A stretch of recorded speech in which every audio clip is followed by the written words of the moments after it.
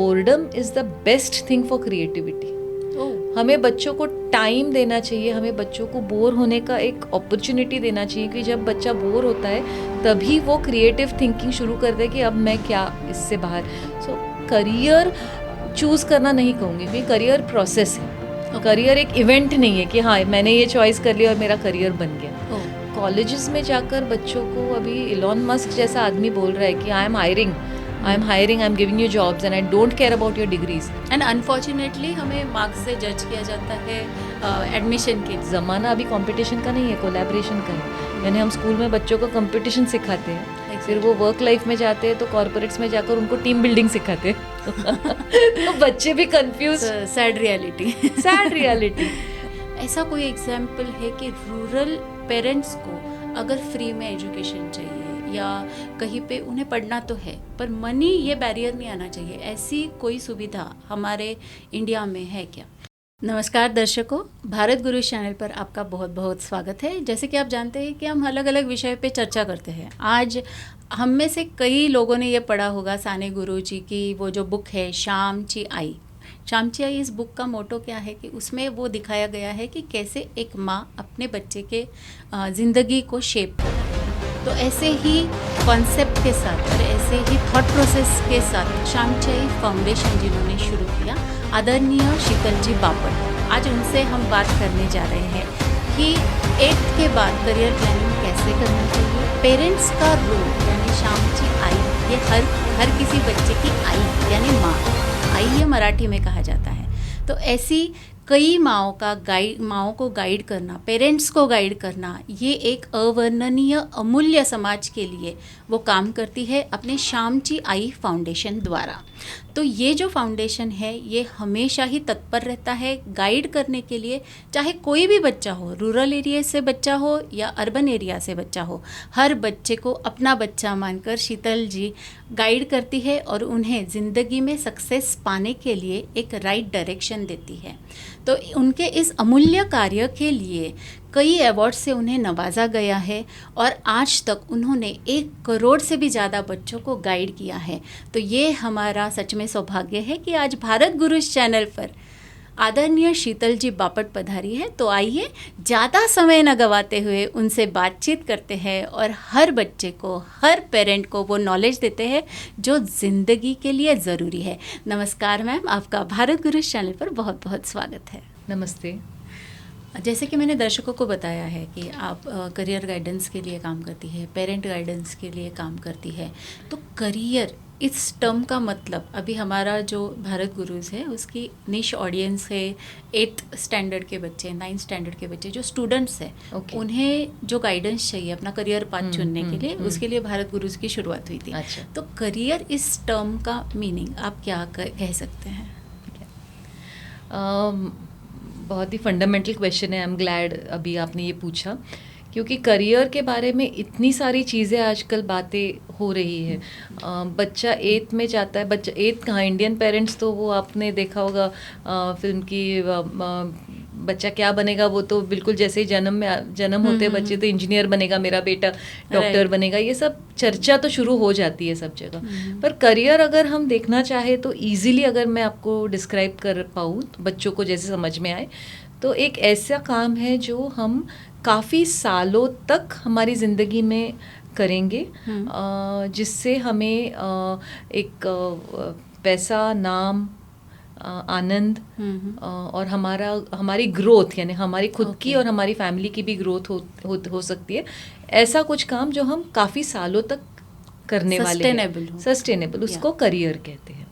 और career generally 2 तरीके से लोग बनाते हैं. एक इज़ अ जॉब जहाँ पे रिस्क कम है पर एक सिक्योर्ड आपको फ्यूचर है, और दूसरा है बिजनेस जहाँ पे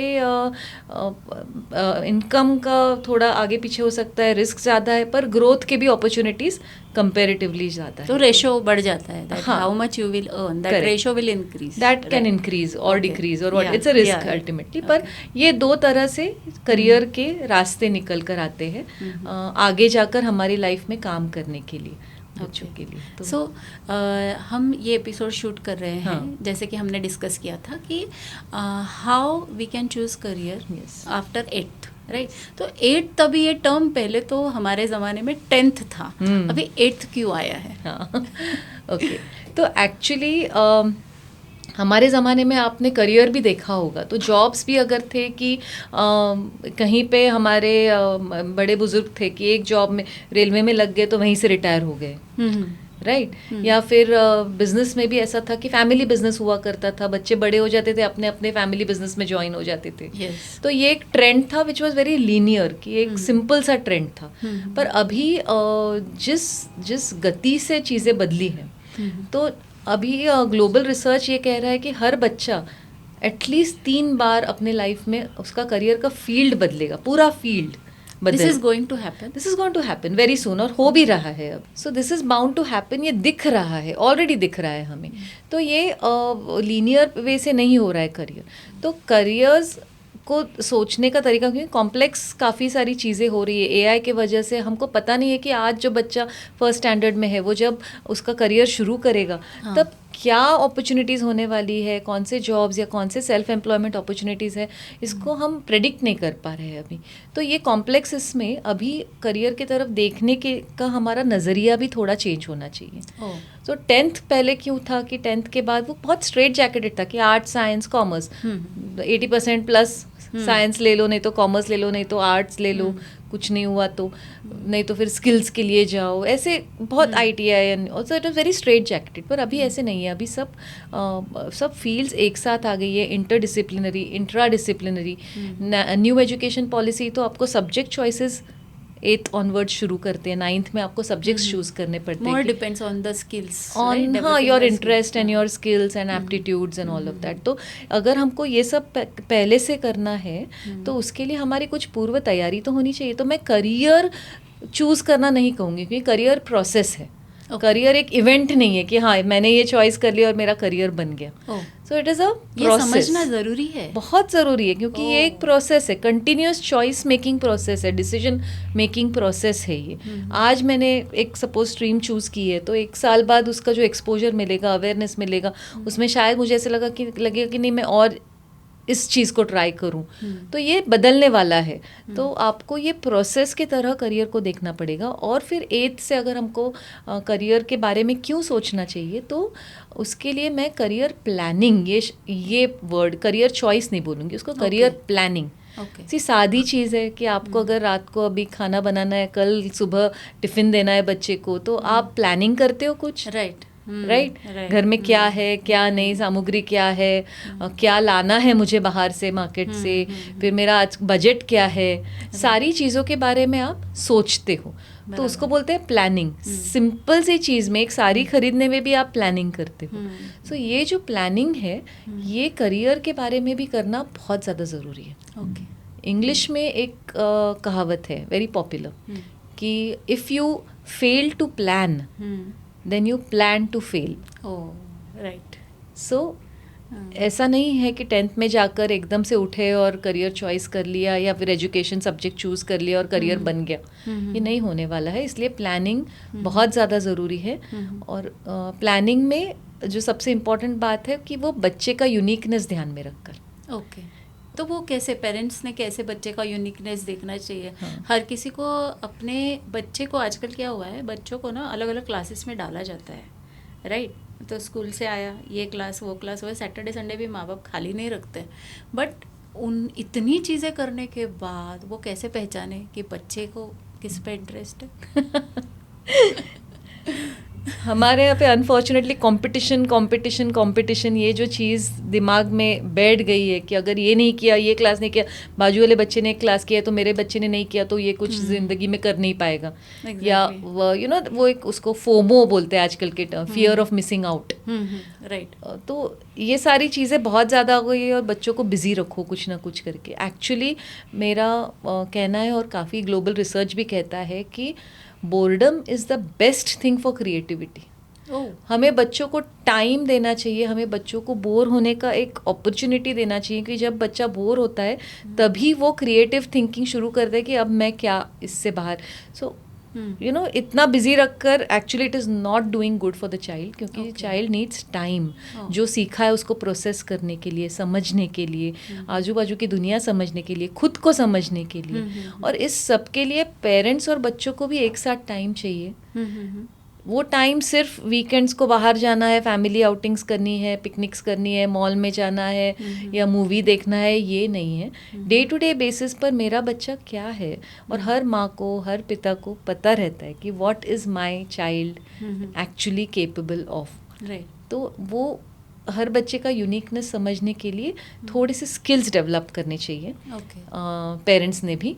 और एक टाइम का एक कहीं तो ना थोड़ा सा इतना एंग्जाइटी, अनसर्टेनिटी, प्रेशर लेना बंद करके थोड़े शांति से एक टेक्निक से अगर बच्चे की तरफ देखे, तो मैं एक सिंपल बात कहती हूँ कि how to understand the uniqueness. Okay, तो एक तो आपको पता है कि आप खुद यूनिक है, आपके जैसा दूसरा कोई नहीं है ज़िंदगी में। दो पेरेंट्स मिलकर एक यूनिक बच्चे को जन्म देते, वो पूरा आपका फैमिली यूनिट ही यूनिक है।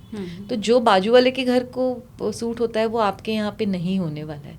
So what do you need to look at the child. तो पहले तो बच्चों का इंटरेस्ट कहाँ है, रुचि कहाँ है, राइट। सबसे पहले आता है रुचि, क्योंकि रुचि से आती है मोटिवेशन। किसी भी चीज़ करने के लिए जो मोटिवेशन चाहिए वो अगर वो चीज़ इंटरेस्ट से आता है, तो पहले बच्चों का इंटरेस्ट क्या है। सेकेंड कंपोनेंट है कि उसका एप्टीट्यूड या कैपेसिटी क्या है। सिर्फ इंटरेस्ट है पर उसको ठीक से करने के लिए कैपेसिटी अगर बच्चे में नहीं है तो सिर्फ इंटरेस्ट होने से फ़ायदा नहीं है। सो कैपेबिलिटी या एप्टीट्यूड क्या है, ये एप्टीट्यूड और मार्क्स दो अलग चीज़ें हैं। मार्क्स जो है हमारी एजुकेशन सिस्टम में बेसिक अंडरस्टैंडिंग, मेमोराइजेशन और प्रेजेंटेशन स्किल्स से मार्क्स मिल जाते, राइट। सो उसके लिए it is not very difficult to score marks. 10th में फेल होना मुश्किल है SSC बोर्ड में अभी। एग्जैक्टली तो इसके वजह से marks is not the right indicator. पर एप्टीट्यूड यानी scientific temperament, for example scientific aptitude है कि नहीं बच्चों की, तो वो क्वेश्चंस पूछते हैं क्या, मैथ्स में उनके जो सम्स है, फंडामेंटली कॉन्सेप्ट क्लैरिटी है क्या, उसमें वो लोग कहाँ ज़्यादा रीडिंग किस बारे में करते हैं, क्वेश्चंस किस बारे में पूछते हैं, तो वो एप्टीट्यूड दिख के आता है। Curiosity the curiosity in that particular subject. किसी को लैंग्वेज में होती है, सो किसी को numerical calculations and numeracy literacy में, किसी को ड्राइंग, स्पेशल एबिलिटी बोलते हैं उसको, कि 3D 2D visualization and all these things. तो बच्चों की एक एप्टीट्यूड होती है। तो बेसिक इंटरेस्ट और एप्टीट्यूड, ये दोनों चीज़ें आपको देखनी चाहिए बच्चों की। और थर्ड जो है वो है अपॉर्चुनिटी, यानी इन दो चीज़ों का अब मैं करूँ क्या। तो सोसाइटी में किस चीज़ की ज़रूरत है और सोसाइटी किसके लिए पैसा देने के लिए तैयार है, वो भी प्लानिंग करते वक्त सोचना चाहिए। क्योंकि अगर अल्टीमेटली आपको बच्चों को हम सेल्फ रिलायंस के तरफ की, ऐसा नहीं है कि माँ बाप सोचते हैं कि मैं ज़िंदगी भर बच्चों को सपोर्ट करूँगा। एक सर्टेन एज के बाद बच्चों ने अपना अपना लाइफ अपने तरीके से जीने के लिए उनको सक्षम करना, यही तो पेरेंटिंग है, राइट। तो इस जर्नी में अगर बच्चों का इंटरेस्ट और एप्टीट्यूड समझ में आए, और उसके साथ कौन सी ऐसे क्षेत्र है जिसमें फील्ड्स में स्कोप है, सैलरीज मिल सकती है या बिजनेस हो सकता है, जिससे अर्निंग आपकी हो सकती है, तो ये तीनों चीज़ें जब हम एक साथ लाएंगे तब उसका बनेगा करियर, जिसमें से आपको इमेजिन करिए कि आप बच्चे को इंटरेस्ट है, इसलिए दे आर willing, रोज सुबह they are wanting to get up and do that work basically. Aptitudes है तो वो अच्छी तरह से वो काम कर सकते, क्वालिटी आती है। और अपॉर्चुनिटी है क्योंकि समाज को इसकी ज़रूरत है। तो फिर नाम, पैसा, फेम, सेटिस्फैक्शन, ग्रोथ, ये सब बाय प्रोडक्ट्स हैं। So it is going to happen definitely if these three things are to be looked at. तो अगर समझ लीजिए आपकी इंटरेस्ट है एक चीज़ में, पर एप्टीट्यूड नहीं है, यानी वो करने की क्षमता नहीं है बच्चे में, और संधि भी है यानी अपॉर्चुनिटी भी है कि सोसाइटी में उसके लिए वैसे जॉब्स या स्कोप भी है, पर एप्टीट्यूड नहीं है, वो ठीक से कर नहीं पाएगा, right. Then what will happen, तो उसकी एबिलिटी ही नहीं है तो समवेयर ही will lack, so it will become a dream, right. फिर अगर एबिलिटी है और अपॉर्चुनिटी है पर इंटरेस्ट ही नहीं है, यानी पैसा भी ठीक ठाक कमा लेगा, कर भी सकता है, क्षमता भी है, पर उस चीज़ में इंटरेस्ट नहीं है, तो इट रिमेन्स अ जॉब, या कि हाँ, इसमें ठीक है, satisfaction हाँ, नहीं है। satisfaction नहीं मिलता है उसमें। ठीक है, वो भी ठीक है, that's not a bad thing। I mean, so with it's- time भी इंटरेस्ट yeah, डेवलप हो सकता है, ये हो भी हम सकता है, सोच सकते हैं। किसी भी चीज़ को टाइम देना राइट। चाहिए। और थर्ड जो है कि अपॉर्चुनिटी है, और बेसिकली आपको अपॉर्चुनिटी नहीं है पर इंटरेस्ट है और कैपेबिलिटी है, तो फिर वो आपकी हॉबी बन सकती है।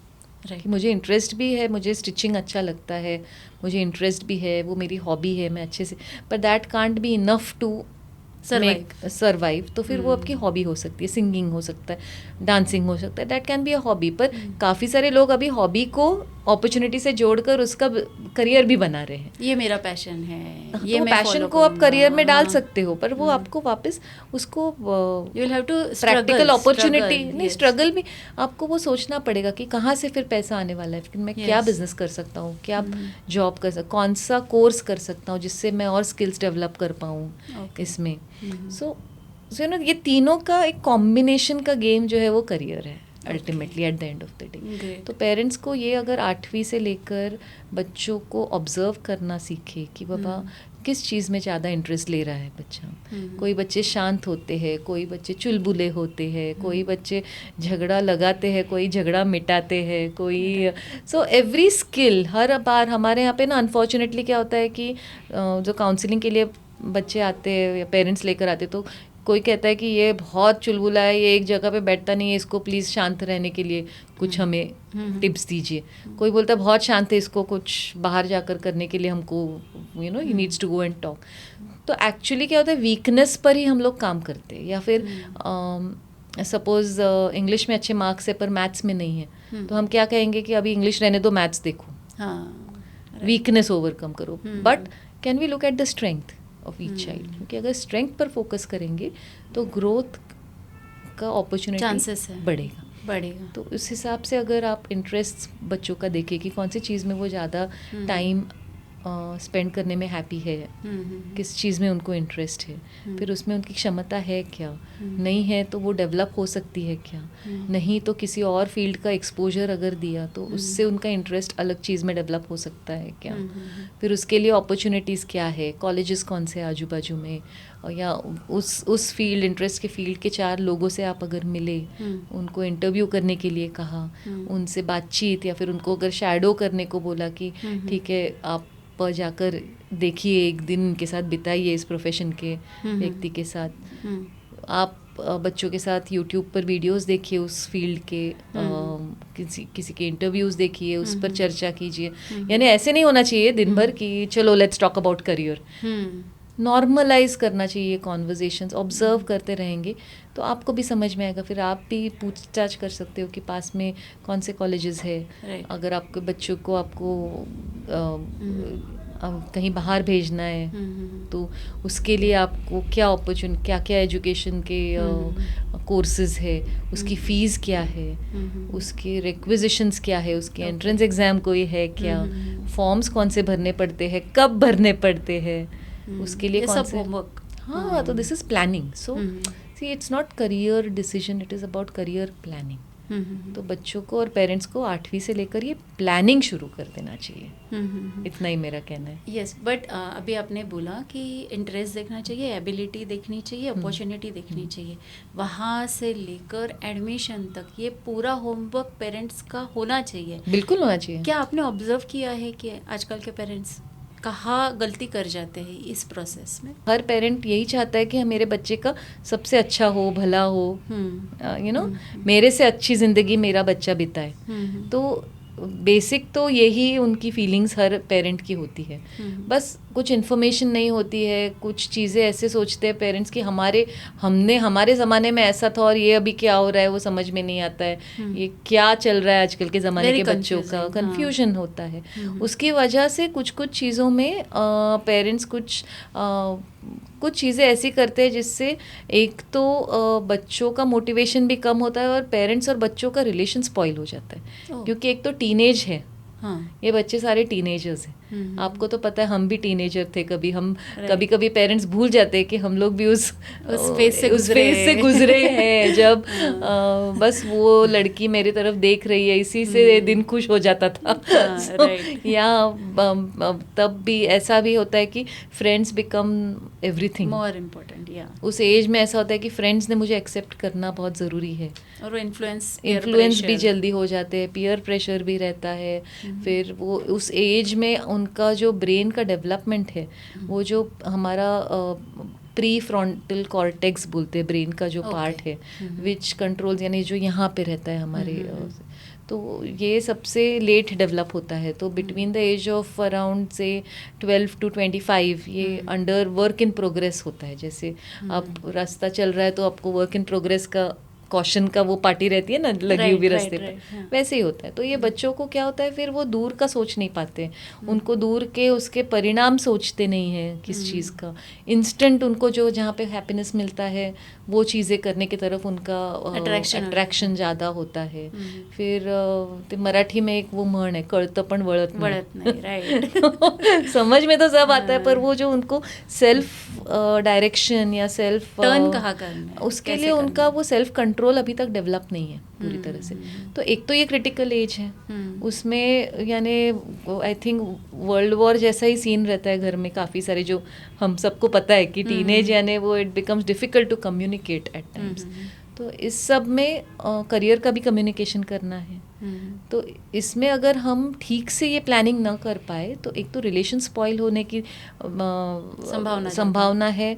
बच्चे हमसे डिस्कनेक्ट हो सकते हैं इस पीरियड में. फिर अगर वो हम पर ट्रस्ट नहीं कर पाए, तो हमसे अगर शेयरिंग नहीं हो पाया, तो फिर वो अपने पियर्स के साथ कुछ हाफ बेक नॉलेज में कहीं तो अलग अलग नॉलेज सीख करके फिर ट्रैक उनका चेंज हो सकता है. सो इसलिए ये जो फेज़ है इसमें पेरेंट्स ने इन चीज़ों का ज़्यादा ख्याल रखने की ज़रूरत है.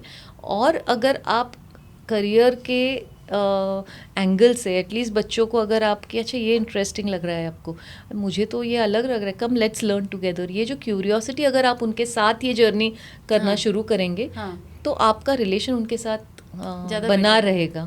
कम्युनिकेशन. और आप जज मत कीजिए, क्योंकि जज करते सबसे बड़ी गलती जो है वो है बच्चों को जज करना और बच्चों को कंपेयर करना और बच्चों को लेबल करना. हर बच्चा यूनिक है, वो अपने अपने ढंग से आगे जाने वाला है. हमारे एजुकेशन सिस्टम में अनफॉर्चुनेटली एक जिराफ, फिश, एलिफेंट, स्नेक सबको एक लाइन में खड़ा करके एक ही सिस्टम में जज कर रहे हैं हम लोग. एग्जैक्टली. कैपेबिलिटीज हर किसी की कैपेबिलिटी बहुत अलग है.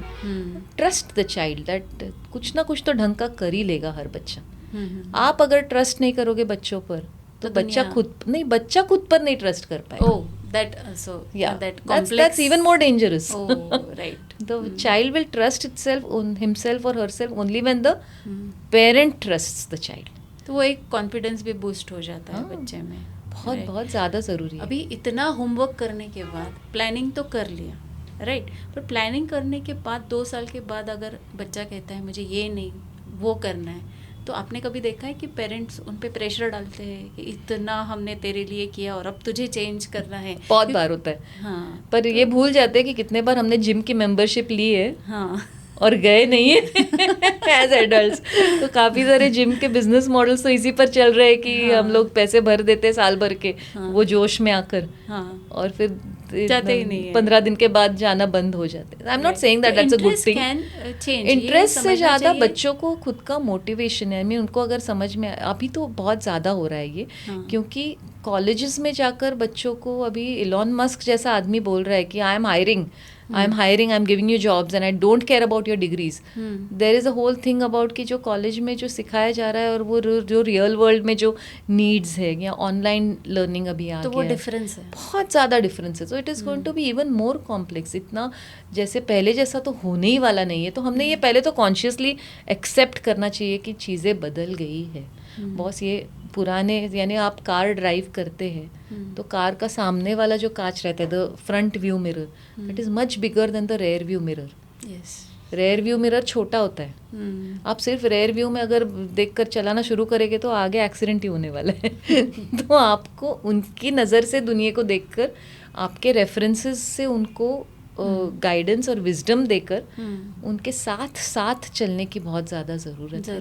और बच्चों को भी आजकल क्या हो रहा है कि बहुत ज़्यादा इंस्टेंट ग्रेटिफिकेशन, इंस्टेंट है ना सब कुछ। They want instant success, instant shortcuts, ये सब इन्फ्लुएंसर्स आ गए, इंस्टाग्राम आ गया है, ये हो गया, सोशल मीडिया हो गया, तो उनको लगता है सब यूं हो जाएगा, but that is not possible. इसकी टेस्ट हमको उनको ज्ञान देकर नहीं, लेकिन उनको ये रियलाइज करा के देना, रियलाइज करने के लिए उनको, इसीलिए तुम्हारा कॉन्वर्जेशन, आपका कुछ रियल लाइफ एक्सपीरियंसेस, किसी को मिलकर आओ, अच्छा ये इन्फ्लुएंसर, अच्छा उसके लिए रिसर्च करो, कितने साल किया उसने, क्या किया, मोनेटाइजेशन मॉडल क्या है, कितना कमाता होगा, फिर कितने साल ये कर पाएगा, तो ये सब स्टडी होना चाहिए। हाँ, तो ये सब बातें होनी चाहिए कि नहीं तो काफ़ी पेरेंट्स बोलते हो मेरे बच्चे को तो कंप्यूटर में बहुत इंटरेस्टेड है, वो गेम खेल रहा है, वो कंप्यूटर में इंटरेस्टेड नहीं है।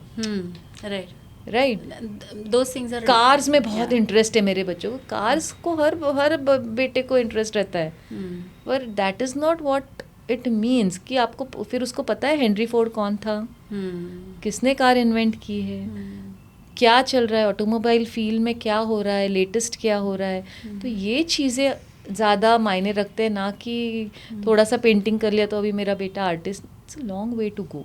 राइट, ये पेरेंट्स की भी कभी गलती होती है, और बच्चों को भी ऐसे लगता है, वो इन्फैचुएशन रहता है उनका, मुझे नासा में जाकर साइंटिस्ट होना है। Wait, how do you do that? Right, उसके लिए क्या करना पड़ता है? इंजीनियरिंग करने के लिए क्या करना पड़ता है? 12th साइंस करने के लिए आपको एंट्रेंस एग्ज़ाम क्रैक करनी पड़ती है, उसमें कितने मार्क्स आने ज़रूरी है अगर अच्छे कॉलेज में एडमिशन चाहिए तो, फिर उसके बाद क्या करना पड़ता है, फिर मास्टर्स किस में है, so it's a process, you know. So ये सारी प्रोसेसेस डिस्कस होनी चाहिए, डिस्करेजमेंट नहीं है, पर रियलिस्टिक लॉन्ग विजन होना चाहिए व्हाइल प्लानिंग, के वो विजन से प्लान करना चाहिए। दैट वो कहते हैं ना कि गोल सेट करो 5 साल का, सो 5 साल का गोल, फिर short term goals, immediate goals, उसके लिए टाइम मैनेजमेंट की स्किल्स, क्योंकि आखिरी में तो 24 आवर्स इन अ डे ही है ना। राइट, तो उसमें सारी चीज़ें हैं, स्टडीज़ है, फ्रेंड्स है, entertainment, play, whatever it is, sports, health है, और स्लीप है। तो ये चारों को अगर टाइम देना है तो उसका मैनेजमेंट कैसे करें, ये सारे स्किल्स है बेसिकली। और ये पहले ज़माने में, हमारे ज़माने में बहुत इजीली हो जाता था क्योंकि इतनी डिस्ट्रैक्शंस नहीं थी। Now there are too many distractions, और ये डिस्ट्रैक्शंस बच्चों ने नहीं बनाए हैं, ये हम एडल्ट्स बना रहे हैं उनके लाइफ में। सारी जगह ऐसे स्लिपरी रोड्स बना दी और बोलते हैं अभी नहीं, ये मत करो, घसरना नहीं, गिरना नहीं, विच इज़ नॉट फेयर। तो उनकी उंगली पकड़कर, उनको समझकर, उनको धीरे धीरे धीरे सक्षम करना है। थोड़ा सा तो गिरेंगे, पढ़ेंगे, खुद के अनुभव से सीखेंगे। We have to be there as their safety net and help them plan for their own life. एक बार वो सीख गए कि हाँ डिसीजंस कैसे लेना है, चॉइसेस अगर मैं कुछ करूँगा तो उसके कॉन्सिक्वेंसेस भी मेरे ही है। काफ़ी सारी बार पेरेंट्स जो है ओवर प्रोटेक्ट करते हैं बच्चों को। राइट, सुबह नहीं उठता है मेरा बेटा तो वो माँ जल्दी 1 घंटा पहले उठकर बैठेगी उसको, ठीक है एक दिन नहीं जाएगा, क्या होने वाला है। हाँ, मतलब 10th का भी बहुत सारा, 10th के लिए तो माय गॉड, आई मीन क्या है ये, 10th है कि वॉर है, क्या है। यानी I see lot of career women taking a holiday for 1 year and sitting at home, that doesn't work, that never. How they should develop that mechanism with the kids, that एक तो बच्चों को खुद की जिम्मेदारी सिखा दो पहले से। वो आज 10th में आकर नहीं होने वाला है। हाँ, आप शुरू से अगर बच्चों को सब कुछ प्लेटर पर देना शुरू करेंगे, उनको खुद को कुछ डिसिप्लिन के इश्यूज है, कुछ फर्मनेस है, कुछ हैबिट्स है, कुछ चीज़ें हैं जो पहले से डेवलप होनी चाहिए। उनको समझ में आना चाहिए कि अगर मैं अब पढ़ाई नहीं करूँगा या करूँगी तो मेरे लाइफ की क्वालिटी कम होने वाली है, मेरे पेरेंट्स की नहीं, वो तो जी चुके अपनी ज़िंदगी। एंड अनफॉर्चुनेटली हमें मार्क्स से जज किया जाता है एडमिशन के लिए, पर अगर प्रेशराइज हो जाता है, इसलिए प्रेशर है। पर हर कोर्स के लिए मार्क्स की ज़रूरत भी नहीं है। ओके, वो भी समझने की ज़रूरत है कि अगर बच्चा सपोज फाइन आर्ट्स में इंटरेस्टेड है तो फाइन आर्ट्स कहते हैं तो आजकल पेरेंट्स सोचते हैं क्या गाना बजाकर या एक्टिंग इससे, तो fine arts is not only that, it is also applied arts जिसमें ग्राफिक डिज़ाइन है, फोटोग्राफी है, कैमरा है, फैशन डिज़ाइन है, कुकिंग है, फूड टेक्नोलॉजी है, इतने सारे चीज़ें हैं, एग्रीकल्चर है। तो 7 फील्ड्स है जो 10th के बाद खुलते हैं नॉर्मली। What are those 7? या so the 7 fields are arts यानी ह्यूमैनिटीज़ एंड आर्ट्स, कॉमर्स, उसके बाद technical, science and technology, then health sciences, उसके बाद fine arts, uniform service and agriculture. अच्छा, तो ये 7 दिशाओं में प्लानिंग करते 7 दिशाओं में आप इंटरेस्ट देखिए बच्चे का और प्लानिंग कर सकते हैं आप। अच्छा,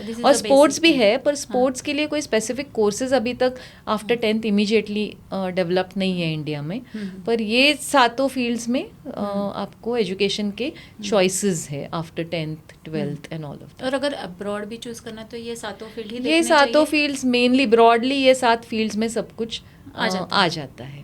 तो इन 7 फील्ड्स में फिर आप कैटेगराइज कर सकते हो कि बच्चे का, फिर उसके बाद उसके अगर कैपेबिलिटी देखना है तो मार्क्स आप देख सकते हो पिछले 5-6 साल में कौन से सब्जेक्ट में सब। हाँ, तो रिपोर्ट कार्ड देखिए 5-6 साल का, एक एक्सेल शीट बना दीजिए और देखिए कि ईयर ऑन ईयर कौन से सब्जेक्ट में the child is performing well compare.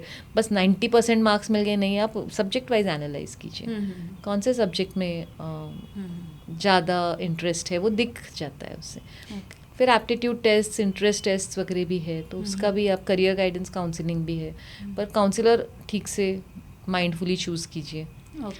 B careful that the counsellors are not attached to some college and then it becomes reverse psychology.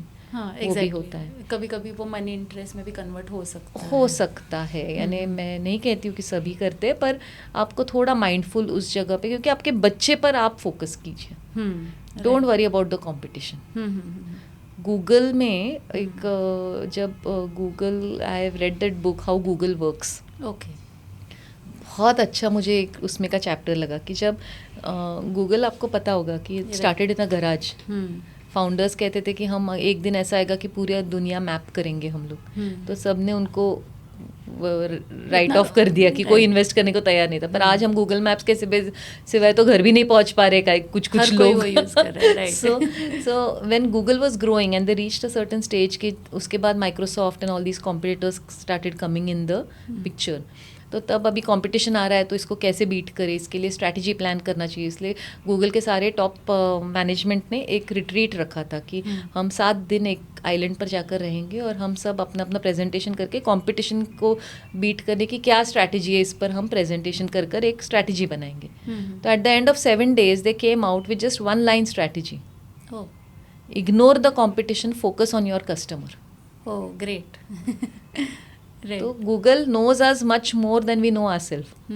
Facebook knows us much more than we know ourselves. मेरी चप्पल टूटी है, मैं बात करूँ तो मुझे 100 ads चप्पल के दिखना शुरू हो जाएंगे। तो ये सब न्यूरो साइंस, साइकोलॉजी पढ़ के ये लोग अभी हमको ही, हमसे ज़्यादा वो लोग जानते। तो ये अगर बाकी सब लोग कर रहे हैं तो पेरेंट्स तो बच्चों को जानते हैं ना। So understand your child, first thing is understand your child, most important. भला उसकी साड़ी मेरी साड़ी से सफ़ेद कैसे, छोड़ दो वो सब ज़माना अभी। Right, we have grown up with that. Okay, so उसमें आप यूनिकनेस भी डेवलप कर सकते हो। यूनिकनेस तो है ही हर बच्चे में। हमारा जॉब सिर्फ वो उस यूनिकनेस का, उस बच्चे को अपने यूनिकनेस से पहचान करवाना है। राइट, फिर वो आगे अपना अपना बना लेगा सब। यानी they just need that one, और एक पुश और एक somebody is with me, मेरे पीछे है जो मुझे जज नहीं कर रहा है, जो who is there, they are going to fail, they are not always going to succeed. Life is not about success all the time, और failure ऐसी कोई चीज़ है ही नहीं, you learn every time.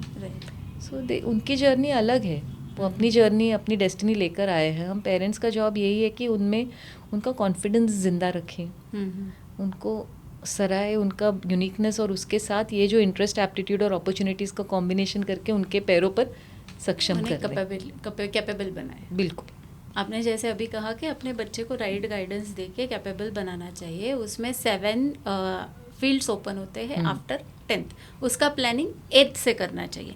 जैसे आपने अभी गूगल का एग्जाम्पल दिया कि वो एक आइलैंड पे गए, वैसा हर फैमिली ने एक आइलैंड चूज करके वहाँ पे बच्चों के साथ कम्युनिकेशन करना चाहिए और कुछ आउटपुट निकालना चाहिए, राइट। और सो जब आपने शामची आई फाउंडेशन शुरू किया तो वाई शामची आई? हाँ, इंटरेस्टिंग। एक्चुअली मैं एक ऐसे पड़ाव पर थी, तो मेरी दोनों बेटियों को मैं देवर वेरी, मेरी बड़ी बेटी डॉक्टर है और मेरी छोटी बेटी बिजनेस करना चाहती है।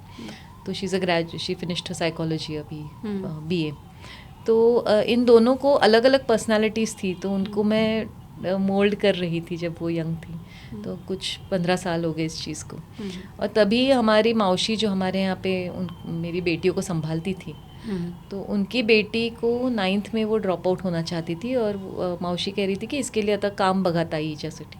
कहा था 5वी मुलगी है, अर्निंग मेंबर आ जाएगी, इसको कुछ स्कूल में पढ़ाई में तो इंटरेस्ट नहीं है, मार्क्स नहीं है, वगैरह वगैरह वगैरह।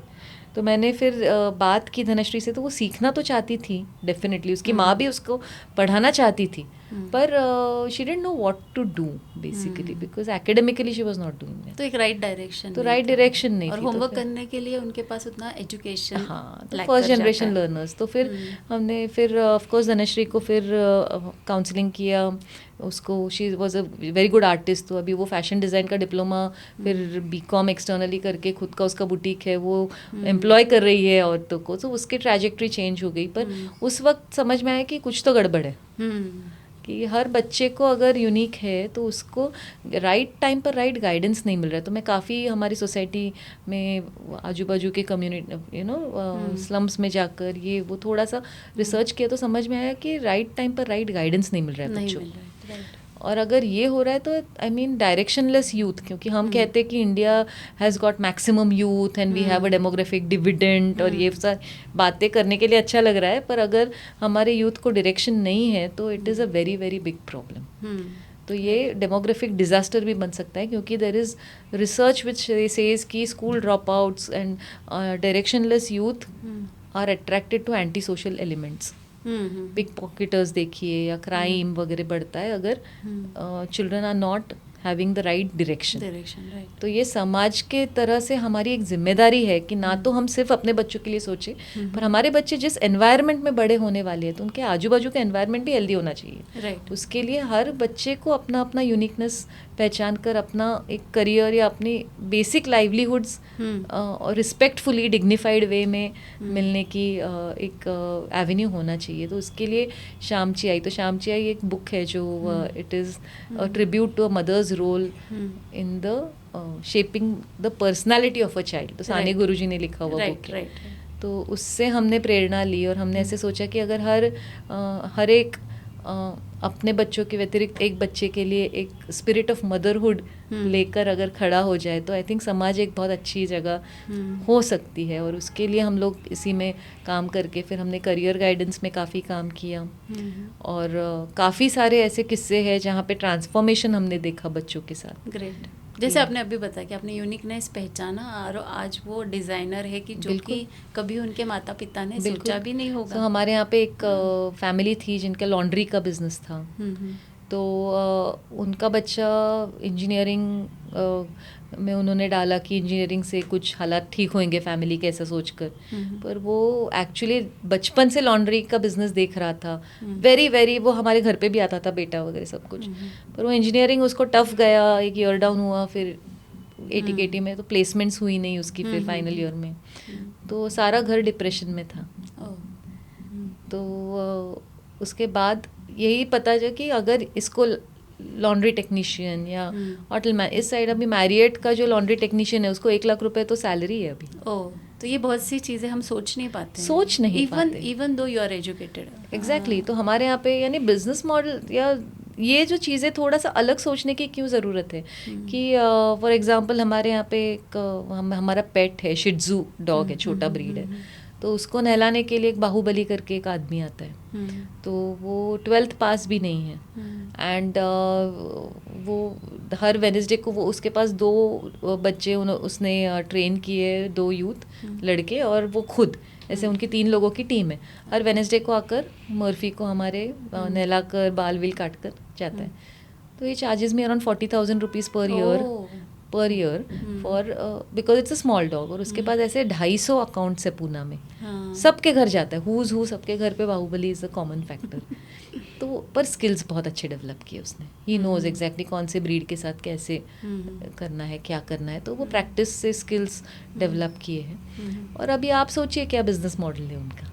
Yes, and he such a good upselling भी उनका इतना अच्छा है, वो आएगा बोलेगा अरे आज थोड़ा बच्चे का बाल ठीक नहीं लग रहा है, ये शैम्पू ले लो, वो खाना दे दो, 10 प्रोडक्ट्स और चिपका कर निकल जाएगा। सो this is like what is this, ultimately this is business. Yes, right. पर आप जब 2-3 बार आपने स्किल्स का जिक्र किया, तो स्किल्स के लिए ज़रूरी नहीं कि आपने एजुकेटेड होना चाहिए, आपका out of the box thinking होना चाहिए। Is it right? Absolutely right, and skills are extremely important. हाथ से करने के यानी प्रोफेशनल स्किल्स, भले ही मग फिर वो चार्टर्ड अकाउंटेंसी हो, it's a professional skill, right. Doctors है, engineering is a skill, it's a temperament, it's a mindset. ये सब जो हम लोग प्रोफेशनल स्किल्स, लीगल, ये वो सब देखते हैं, but apart from that also there are many other skill based careers, जिसमें आप ब्यूटिशियंस है, फूड टेक्नोलॉजी है, ये सिनेमाटोग्राफी है, ग्राफिक है, साउंड इंजीनियरिंग, इतनी नर्सरी है, हॉर्टिकल्चर है, आप सोच भी नहीं सकते इतने सारे स्किल बेस्ड प्रोग्राम्स है, और ये स्किल्स होना बहुत ज़्यादा इसेंशियल है। भले ही फिर वो स्किल्स आपके अगर अकाउंटेंसी कॉमर्स में हो आप, तो टैक्सेशन की स्किल्स होनी चाहिए, या GST, some specialization, some skills are very important. Generalist होने से आज करियर में आगे नहीं बढ़ सकते हो। तो ये स्कूल लेवल पर डेवलप कर सकते हैं? स्कूल लेवल से होने चाहिए। अभी नेशनल एजुकेशन पॉलिसी में स्कूल लेवल से स्किल्स इंट्रोड्यूस करना शुरू कर दिया है, कि अभी वो इवन प्लम्बिंग, इलेक्ट्रिफिकेशन, ये तो लाइफ स्किल्स है, कि आज अगर प्लम्बर नहीं आए तो खुद का एटलीस्ट कुछ ना कुछ तो आप कर पाओ, आना चाहिए कुछ। ये तो life skills, cooking is a life skill, जिसमें अभी लड़का या लड़की ये बात ही नहीं बची है, और काम छोटा बड़ा ये भी नहीं है। हाँ। तो स्किल का रिस्पेक्ट करो और वो सीखो। स्किल्स को बहुत ज़्यादा रिस्पेक्ट है, क्योंकि आज इससे आगे सिर्फ स्किल्स को ही पहचानने वाले लोग, डिग्रीज को वैल्यू रहने वाली नहीं है। हमने ये जल्दी से सोचना चाहिए, क्योंकि अभी AI आ रहा है, ऑनलाइन स्किल्स इतने सारे बच्चे, even coding, everything is a skill. So more than degree आपके स्किल्स क्या है, क्योंकि जो एम्प्लॉय करेगा या खुद का बिजनेस आपको शुरू करना है, तो what value are you creating. सिर्फ PhD कर लिया, पर स्किल्स क्या है आपकी, राइट। वो भी डेवलप करना बहुत ज़्यादा जरूरी, और लाइफ स्किल्स तो सबसे ज़्यादा, क्योंकि आप सोचिए कि इतना फास्ट चेंज हो रहा है वर्ल्ड, तो उसमें अडॉप्ट, अनलर्न करना, जो सीखा है उसको फटाक से अनलर्न करना पड़ता है, नई चीज़ सीखनी पड़ती है। चेंज इतने फास्ट हो रहा है, तो वो चेंज को अडॉप्ट करना फिक्स्ड माइंडसेट से नहीं अडॉप्ट कर सकते। You have to be flexible, resilient, कि इतने जल्दी सक्सेस, अगर फेलियर भी आता है तो वापस एक बार ट्राई करो। ये जो एक माइंडसेट है, क्रिटिकल थिंकिंग, की इन्फॉर्मेशन इतनी है, पर वो इन्फॉर्मेशन में से मैं नॉलेज बेस में खुद के लिए क्या लूँ, क्या मेरे लिए राइट है, क्या रॉन्ग है, इस चीज़ का एक बेसिक क्रिटिकल थिंकिंग के स्किल्स होने चाहिए, लॉजिकल थिंकिंग के स्किल्स होने चाहिए। ये सब बच्चों में डेवलप होना चाहिए, स्कूल लेवल पे। टीम बिल्डिंग होना चाहिए, कम्युनिकेशन, कोलैबोरेशन। ज़माना अभी कंपटीशन का नहीं है, कोलैबोरेशन का है। यानी हम स्कूल में बच्चों को कंपटीशन सिखाते हैं, फिर वो वर्क लाइफ में जाते हैं तो कॉर्पोरेट्स में जाकर उनको टीम बिल्डिंग सिखाते हैं। तो बच्चे भी कंफ्यूज। Sad reality. तो कंपटीशन से सिर्फ सॉल्व होने वाले नहीं है प्रॉब्लम्स। स्किल्स इंपॉर्टेंट है, मार्क्स से ज़्यादा आपके interest, aptitudes, opportunities, career planning, career choices, आपकी लाइफ स्किल्स, लर्निंग की मेंटालिटी, कंटिन्यूस लर्निंग माइंडसेट, और ये सारी चीज़ें सबसे ज़्यादा इम्पॉर्टंट है। हो पण एक मराठीत आपण असं म्हणतो की तूप खाल्लं की रूप येत नाही, तो ये कैसी चीज़ है। जैसे देखो, एज अ पेरेंट मैंने अभी आपसे जाना, एक तो वो होमवर्क प्लानिंग का ज़रूरी है, उसके साथ ये स्किल का प्लानिंग या स्किल कैसे ये करने चाहिए घर में। क्या ये चैरिटी बिगिंस एट होम, तो ये बिल्कुल पेरेंट्स से शुरू होता है कि बच्चों को ये बताना चाहिए कर कर कर कैसे करना चाहिए? बच्चों को बताकर कुछ नहीं होता है, you have to be the role model. बच्चे they are not listening to you, they are watching you. वो आपका सुन नहीं रहे, वो आपको ऑब्जर्व कर रहे हैं। तो बेसिकली आप पर बहुत ज़्यादा जिम्मेदारी है, क्योंकि आप बोलते एक और करते अगर दूसरा। फ़ोन मत यूज़ करो और आप व्हाट्सएप में बिजी हो तो इट बिकम्स डाइकोटमी। बच्चों के दिमाग में कन्फ्यूजन क्रिएट होता है। कुछ रूल्स अगर सेट करते हैं फैमिली में, तो वो रूल्स सबने फॉलो करना ज़रूरी है basically, right from head of the family. Yes. तो ये चीज़ सबसे ज़्यादा इम्पॉर्टेंट है। आप कुछ भी बताकर कुछ होने वाला नहीं है, आपको एग्जाम्पल से लीड करना पड़ेगा, आपको कॉन्वर्जेशन से मोटिवेट करना पड़ेगा, आपको जिम्मेदारी की उनको पहचान यंग एज से देनी पड़ेगी, उन पर उसके लिए उन पर जिम्मेदारी डालनी पड़ेगी कि छोटे छोटे टास्क उनके ऊपर, रोज़ के लाइट्स बंद करना हो, चाहे तो रात के बर्तन मांज कर रखना हो, चाहे तो वेजिटेबल्स की लिस्ट बनाना, प्लानिंग करना, ऑर्डर करना। ये जो छोटी छोटी चीज़ें जो है, या कुकिंग के लिए छोटी छोटी चीज़ें, भले ही वो लड़का हो या लड़की हो, कुकर लगाना है, रोटी बनाना है, इन सारी चीज़ों में planning, hand and motor skills. छोटे छोटे बच्चों को तो आप मटर छीलने के लिए दीजिए, इन्वॉल्व कीजिए इन सारी चीज़ों में, घर के कामों में। इससे काफ़ी उनका एक तो सेंस ऑफ रिस्पॉन्सिबिलिटी, स्किल्स, सारी चीज़ें डेवलप हो। और डिस्ट्रैक्शन जो मोबाइल है वहाँ से भी वो दूर हो। न्यूज़पेपर पढ़िए, न्यूज़पेपर्स के बारे में उनको भी एक हैबिट लगाइए कि कम से कम आप एक पैराग्राफ रोज का पढ़ेंगे और हम उस पर कुछ डिस्कस करेंगे। तो उतना टाइम पेरेंट्स ने देना चाहिए, उतना यानी बहुत ज़्यादा भी नहीं, पर एक 2-3 चीज़ें रोज़ की अगर एक रूटीन में अगर आप ला पाए, क्योंकि पेरेंट्स का भी लाइफ क्या इतना सिंपल नहीं रहा है। I mean please, I also I am very compassionate about parents, क्योंकि पहले जितना इजी तो अभी हमारा भी लाइफ नहीं रहा है। It is much more complex, 100 things you have to do. Both the mother and father are working in most of the places, even if अगर कुछ ना कुछ तो करते ही है हर कोई। तो इसलिए लाइफ भी कॉम्प्लेक्स हुआ है। मैंने जॉब्स में भी डिमांड ज़्यादा है, अनसर्टनिटी है, उसका प्रेशर है, काफ़ी सारी चीज़ों। फिर हम लोग तो basically human beings are not designed for nuclear families and solo families. हम लोग तो हरदम ट्राइब्स में ही बढ़े हैं। आई मीन ह्यूमन रेस, हम लोग कहाँ, पहले तो जंगल में रहते थे, वो क्या बोलते हैं उसको, टोली में रहते थे, या ग्रुप्स में ही रहे हैं, ट्राइब्स में। It takes a village to raise a child. So हर बच्चे को अपना एक पूरा इकोसिस्टम चाहिए, पर अभी unfortunately smaller family sizes, less support system, इस सब से फाइनेंशियल स्ट्रेस, एवरीथिंग इज, तो parents are also going through that, they are going through a lot of stress. म्हणजे बहुत बहुत ज़्यादा स्ट्रेस से जा रहे हैं। पर अभी ये तो बैलेंस करना पड़ेगा स्ट्रेस, उसके लिए हमारी खुद की अपेक्षा, स्ट्रेस का मेन रीज़न है खुद की एक्सपेक्टेशंस। और जो अपनी क्या आपने देखा है ऐसा कि पेरेंट्स एक्सपेक्टेशन रखकर, even though they are educated, even though they are matured, वो एक्सपेक्टेशन अपने बच्चों पे लाते हैं, ऐसा होता है? बहुत बार ओके, वेरी सैडली बहुत ज़्यादा बार ऐसा होता है। स्पेशली एजुकेटेड पेरेंट्स में और ज़्यादा देखने को मिलता है। जो हम लोग NGO सेक्टर में काम करते हैं, वहाँ पे पेरेंट्स ऐसे रहते हैं कि उनको तो पहली प्रायोरिटी है रोज का खाना टेबल पे आ रहा है कि नहीं, उनको बाकी बच्चा सीख रहा है कि नहीं, वो that is a later stage.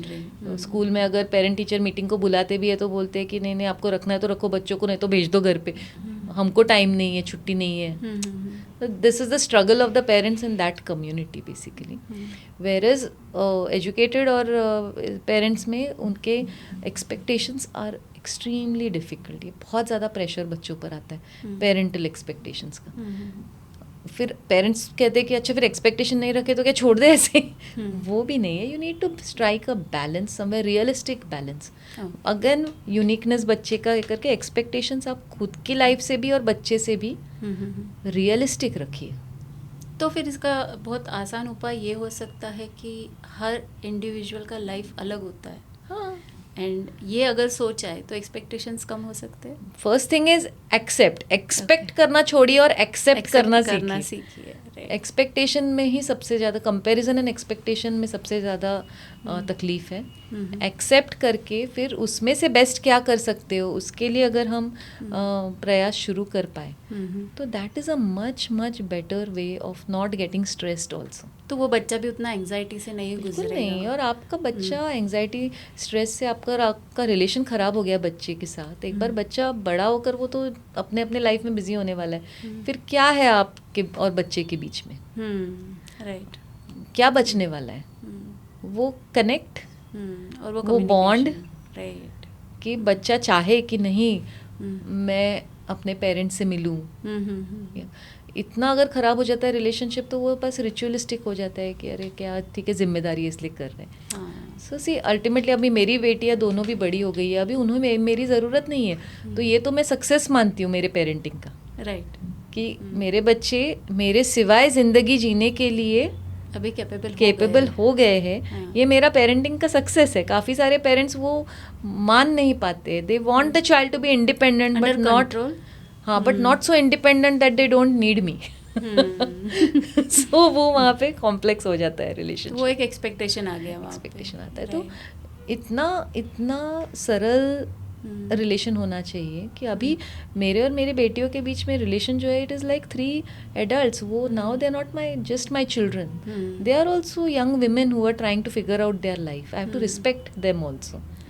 And then that relation and that bond इतना हेल्दी है कि अगर मुझे पता है वो शायद एक आध बार कुछ हैप्पी मोमेंट मेरे साथ शेयर नहीं करेंगे पर अगर उनकी कुछ तकलीफ है तो वो आकर मेरे साथ शेयर कर पाएंगी. इतना ओपननेस है हमारे में. या मुझे अगर कुछ तकलीफ है तो मैं उनसे बात कर पाऊंगी. क्योंकि आई एम अ पेरेंट तो मैं तो कोई सुपर वुमन नहीं हूँ. मेरे भी लाइफ में कुछ उतार चढ़ाव होने ही वाले हैं. हेल्थ इश्यूज होने वाले हैं. डिपेंड हो सकती हूँ मैं उनके ऊपर कुछ सालों के बाद. You never know what it is reverse parenting. Unpredictable things will happen. But वो बॉन्ड बहुत ज़्यादा इंपॉर्टेंट है. It's very very important. और जब आपने मुझे पिछली बार मिले थे तब कहा था कि आप पेरेंट्स और स्टूडेंट्स के लिए बहुत सारा काम करती है. आज तक आपने 1 करोड़ बच्चों को गाइड किया है. राइट. और वो भी फ्री में. और उनके लिए आपकी हमेशा ये रहती है कोशिश कि उन्हें एक राइट वे मिले. तो ये तो बात हो गई हमारे अर्बन एजुकेटेड पेरेंट्स की.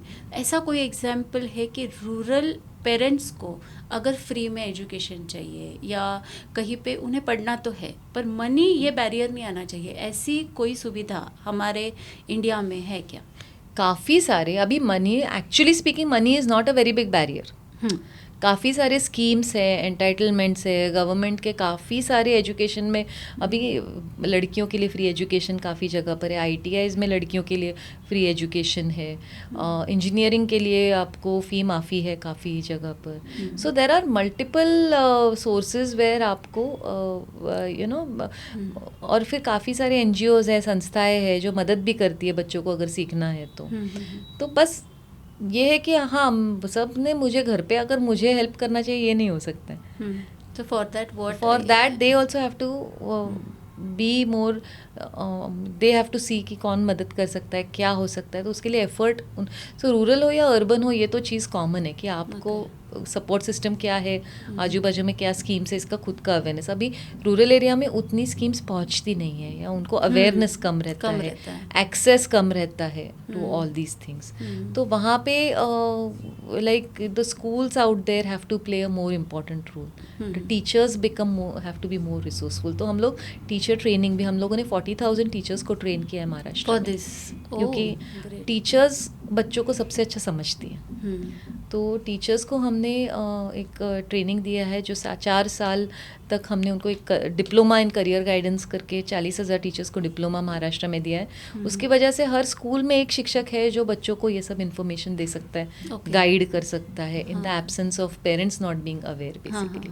और बच्चों के लिए हमने एक इंटरेस्ट और एप्टीट्यूड टेस्ट डिज़ाइन किए हिंदी, मराठी और इंग्लिश में. जो ऑनलाइन है, नॉट जस्ट करियर्स करके पोर्टल है, उसके ऊपर हमारी ऑनलाइन टेस्ट है ये। तो मैंने जब इस फील्ड में आई थी तो सारे टेस्ट देखे खुद ने, जो एग्जिस्टिंग एप्टीट्यूड टेस्ट, पर कुछ बहुत लॉन्ग है, किसी में पर्सनालिटी भी देखते हैं, पर अभी तो पर्सनालिटी देखने का सवाल ही नहीं है, बच्चे 25 ईयर्स तक उनकी पर्सनालिटी इवॉल्व होती है।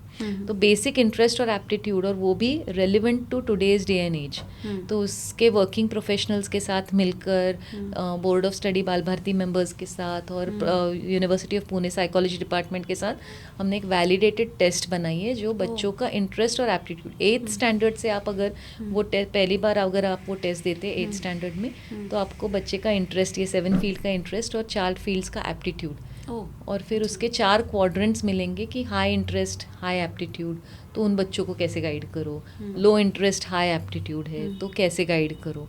तो वो पूरा प्रोसेस पेरेंट्स को और टीचर्स को उसमें से डेटा मिलता है। तो ये सब फ्री है किसी भी चाइल्ड हम के लोग लिए? जो अंडर प्रिविलेज, कोई एनजीओज अगर किसी अंडर प्रिविलेज बच्चों के साथ काम कर रही हो, या स्कूल्स जो लो इनकम स्कूल्स है, तो उनके लिए हमने ये सब फ्री रखा हुआ है। तो वो हमें अप्रोच करते हैं और हमको फ्री ये टेस्ट देते हैं। जो अफोर्ड कर सकते हैं उनके लिए बस नॉमिनल 500 रुपीज़ का कॉस्ट है, 499 का, और वो भी जो आते हैं वो सारे इन बच्चों का फ्री टेस्ट देने के लिए हम यूटिलाइज करते हैं थ्रू श्यामची आई फाउंडेशन। सो काफ़ी सारे बच्चों का पेरेंट्स काफ़ी सारे ये टेस्ट देते हैं, 8th में देते हैं, फिर वो they start working with the child, knowing their interest, और ये फिर 9th में वापस एक बार टेस्ट देते हैं टू सी कि अच्छा ये हमने किया तो उसकी वजह से कुछ इंटरेस्ट चेंज हुआ है क्या, एप्टीट्यूड्स कुछ इम्प्रूव हुई है क्या। फिर 8th और 9th में देने के बाद 10th तक वो मैच्योरिटी आ जाती है कि अब मुझे चॉइसेस क्या करने हैं। सो वो करियर प्लानिंग का ही टूल बनाया हुआ है हमने, नॉट जस्ट करियर्स करके वेबसाइट है उस पर। तो that is a very easy way to assess the child's interest and aptitude. और टीचर ट्रेनिंग है, मैं पेरेंट्स के साथ काम करती हूँ, पेरेंट्स को कोच करती हूँ कि how to understand your child. काफ़ी बार नहीं समझ में आता है। अभी मैं ये सब बोल सकती हूँ क्योंकि 20 साल मैं इसी फील्ड में काम कर रही हूँ, मैंने काफ़ी साइकोलॉजी पढ़ी है, रिसर्च किया है, 1 करोड़ स्टूडेंट्स का डेटाबेस है मेरे पास, टीचर्स का एक्सपीरियंस, तो this is I can talk because I have done so much work, और आपका स्टडी उस पर हो चुका है। पर हर पेरेंट को नहीं पॉसिबल होता है, तो उसके लिए हम कोचिंग भी करते, पेरेंट्स के वर्कशॉप्स लेते हैं, पेरेंट्स को हेल्प करते कि हाउ, मेरी तो बस इतना ही है कि मेरा तो पेरेंटिंग जर्नी अभी हो गया है, तो जितने पेरेंट्स को मैं हेल्प कर सकूँ, जितने बच्चों को मैं हेल्प कर सकूँ through the parents and teachers, to उतनी श्यामची आई क्रिएट हो राइट। यही गोल है अभी तो फिलहाल। हाँ, ग्रेट। ये बहुत अच्छा लगा जानकर, ये इतना अच्छा काम आप कर रही हैं। अगर भारत गुरुज पे इसके बारे में कुछ इंक्वायरी आती है किसी भी स्टूडेंट की, तो क्या हम उनको आपसे कनेक्ट कर सकते हैं? बिल्कुल 100% करवा सकते तो उनके प्लानिंग तक आप उनको गाइड कर सकते हैं? बिल्कुल, राइट फ्रॉम एप्टीट्यूड टेस्ट से उनके प्लानिंग तक हम लोग उनको हेल्प कर सकते हैं। This is really great. आप जो कर रहे हैं अवर्णनीय अमूल्य काम है ये, और इसकी सच में तुलना नहीं हो सकती है, और उसके लिए सच में अंदर से पैशन होना ज़रूरी है। इसीलिए आप 20 साल निरंतर कुछ देने की आपकी भावना है समाज के लिए। तो ये सच में सराहनीय है। इट्स गॉड्स ब्लेसिंग कि उन्होंने he chose me to do this work। जाते जाते मैं आपको ये पूछना चाहूँगी कि क्या गोल्डन रूल है बच्चों के लिए जो आप हर किसी को बताती है कि ये एक गोल्डन रूल है, ये फॉलो करो और अपनी ज़िंदगी बनाओ? बच्चों के लिए 2 चीज़ें हैं। एक इज़ सीखने की तैयारी रखो, लर्निंग माइंडसेट रखो। हर बार कुछ ना कुछ सीखने के लिए तैयार होना चाहिए, और क्योंकि ना जो कुछ भी आप सीखते हो कभी वेस्ट नहीं जाता है। आज नहीं तो ज़िंदगी के किसी ना किसी पड़ाव पर उस चीज़ की ज़रूर आपको उसका फ़ायदा होता है। तो जितनी अपॉर्चुनिटीज़ मिले नई चीज़ें सीखने की, जितना कुछ आप सीख सको, वो सीखने का माइंडसेट डेवलप करो। कंटेंट आता जाता रहेगा, पर आपको वो आपका एटीट्यूड बहुत इम्पॉर्टेंट है, क्योंकि वो एटीट्यूड आपको आगे तक लेकर जाएगा। सक्सेस देने के लिए पहले सीखने की तैयारी होनी चाहिए, और ये लाइफ लॉन्ग है। मैं आज भी सीखती हूँ। मैं हर कोई, most of the people who are successful in their fields, अगर आप उनसे पूछेंगे तो वो ही कहेंगे कि आज भी हम खुद को अपग्रेड करते, हम लर्न करते। So learning mindset is very important. Second, make good friends. Right. अच्छे लोगों के साथ संगत रखिए, अच्छे फ्रेंड्स बनाइए, उनके इन्फ्लुएंस में भी आओ तो आपका फ़ायदा होना चाहिए। बिल्कुल। राइट। तो वो हेल्दी होने चाहिए रिलेशनशिप्स, और लड़के लड़कियां सबके साथ हेल्दी फ्रेंडशिप्स बनाओ, और वो फ्रेंडशिप्स जतन करो आगे तक। आप आपके रिलेशंस जितने हो, या लोगों से मिलो, लोगों से पहचान बढ़ाओ, और वो रिलेशंस आप नर्चर करो।